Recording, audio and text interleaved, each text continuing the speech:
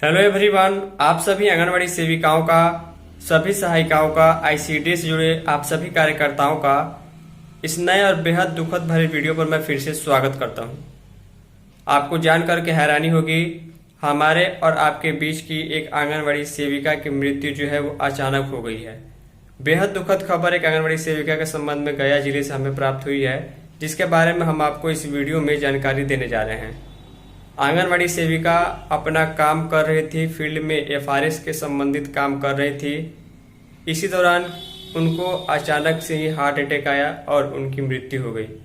इस बेहद दुखद घटना में मैं उनके प्रति गहरी संवेदना व्यक्त करता हूं। उम्मीद करता हूं भगवान उनकी आत्मा को शांति दे और ऐसी किसी भी प्रकार की घटना किसी भी व्यक्ति महिला के साथ नहीं हो। उनके परिवार वालों का रो रो कर पूरा हाल है। डिटेल में हम आगे आपको दिखाते हैं कि किस प्रकार वो कहाँ गई थी, एफआरएस के संबंधित काम कहाँ कर रही थी और उनके घर के लोगों का क्या हाल है और उनका क्या कहना है। चलिए चलते हैं खबर की ओर।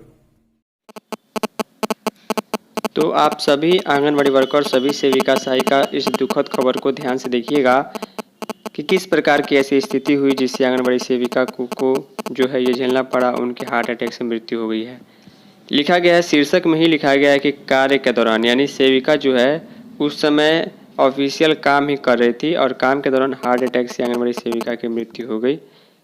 बेहद गहरी संवेदना इनके प्रति हम लोग व्यक्त करते हैं। उम्मीद करता हूँ कि ऐसी घटना किसी के भी साथ ना हो। लिखा गया, प्रखंड के मराची गांव स्थित आंगनवाड़ी केंद्र संख्या 20 की 56 वर्षीय, देखिए जो सेविका थी उनकी उम्र जो थी वो 56 वर्ष की थी, फिर भी वो अपना विभागीय काम कर रही थी। 56 वर्षीय सेविका उषा किरण सिन्हा की शुक्रवार को कार्य के दौरान हार्ट अटैक से आकस्मिक मृत्यु हो गई, यानी हार्ट अटैक अचानक से आया और उनकी मृत्यु हो गई। मौत से पूरे क्षेत्र में शोक की लहर है। परिजनों ने उनकी मौत का कारण बाल विकास परियोजना कार्यालय द्वारा दिए जा रहे अत्यधिक कार्य दबाव को बताया है। बताया गया है कि उषा किरण सिन्हा अपने केंद्र पर एफआरएस यानी कि फील्ड रिपोर्टिंग सिस्टम, भले ही फुल फॉर्म गलत लिखा गया है, एफआरएस का मतलब फेस रिकॉग्निशन सिस्टम, चेहरा पहचान प्रणाली के संबंध में काम कर रही थी, क्योंकि आप सभी को मालूम है कि बिना इसके टीएचआर देना संभव ही नहीं है, तो इसके लिए दबाव काफ़ी ज़्यादा रहता है।